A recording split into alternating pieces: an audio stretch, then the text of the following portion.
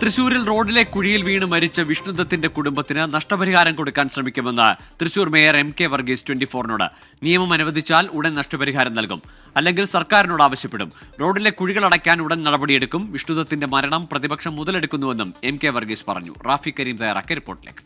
തൃശ്ശൂരിലെ റോഡിലെ കുഴിയിൽ വീണ് യുവാവ് മരിച്ച സംഭവത്തിൽ വലിയ പ്രതിഷേധമാണ് കൗൺസിൽ യോഗത്തിൽ നടന്നത്. ഈ കൗൺസിൽ യോഗത്തിൽ ഭരണ പ്രതിപക്ഷ കൗൺസിലർമാർ തമ്മിലുള്ള പ്രതിഷേധം ഒടുവിൽ വാക്കേറ്റത്തിലേക്കും പരസ്പരമുള്ള ഉന്തും തള്ളിലേക്കും വരെ എത്തി. ഇപ്പോൾ കൗൺസിൽ യോഗം അവസാനിപ്പിച്ചിരിക്കുകയാണ്. തൃശ്ശൂർ മേയർ ഇപ്പോൾ 24നോടൊപ്പം ചേരുകയാണ്. ഈ പ്രതിഷേധം വലിയ സംഘർഷത്തിലേക്കൊക്കെ എത്തുന്ന ഒരു സാഹചര്യം പോലും ഉണ്ടായി. അതായത് നമ്മളൊരു കാര്യം മനസ്സിലാക്കണം, ഒരു ജീവൻ വളരെ വിലപ്പെട്ടതാണ്.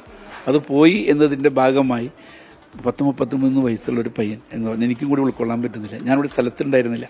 ഞാൻ വരുമ്പോഴാണ് ഇത് അറിയുന്നത്. അറിഞ്ഞ വശം തന്നെ നമ്മൾ എന്ത് ചെയ്തു, അത് അന്വേഷിച്ചിരുന്നു.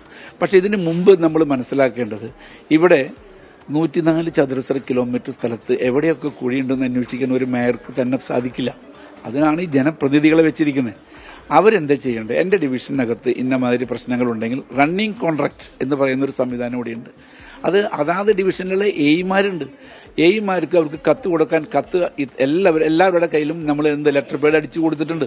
ഇത് കൊടുത്തിട്ട് അവരത് നടന്നിട്ടില്ലെങ്കിൽ എൻ്റെ അടുത്ത് ഒന്ന് പറയാം. അപ്പം നമ്മൾ അതിനകത്ത് ആക്ട് ചെയ്യും.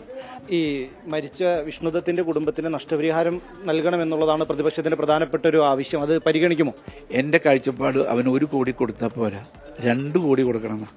പക്ഷേ മുനിസിപ്പൽ ചട്ടപ്രകാരം അതിന് അനുമതി ഉണ്ടെങ്കിൽ ഏറ്റവും ആദ്യം അതിന് കൊടുക്കാൻ പറയുന്നത് മേയറായിരിക്കും. ചട്ടം എന്നെ അനുവദിക്കണം.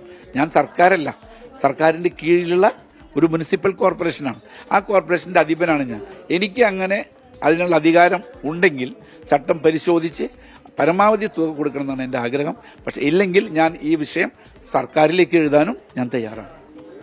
തീർച്ചയായും. എന്തായാലും ഇപ്പോൾ കൗൺസിൽ യോഗം അവസാനിപ്പിച്ചിരിക്കുകയാണ്. വിഷ്ണുദത്തിന് നഷ്ടപരിഹാരം നൽകാൻ ഏതെങ്കിലും തരത്തിലുള്ള സാധ്യതയുണ്ടെങ്കിൽ അത് നൽകുമെന്നുള്ളതാണ് മേയർ പറയുന്നത്. ഒപ്പം തന്നെ ഈ റോഡിന്റെ ശോചനീയാവസ്ഥ പരിഹരിക്കുന്നതിന് വേണ്ടിയുള്ള നടപടികൾ ഉടൻ ഉണ്ടാകുമെന്നുള്ള ഉറപ്പാണ് തൃശൂർ മേയറിൽ നിന്ന് ലഭിക്കുന്നത്. ക്യാമറ പേഴ്സൺ വിനോദിനൊപ്പം റാഫി കരീം, 24 കൊച്ചി.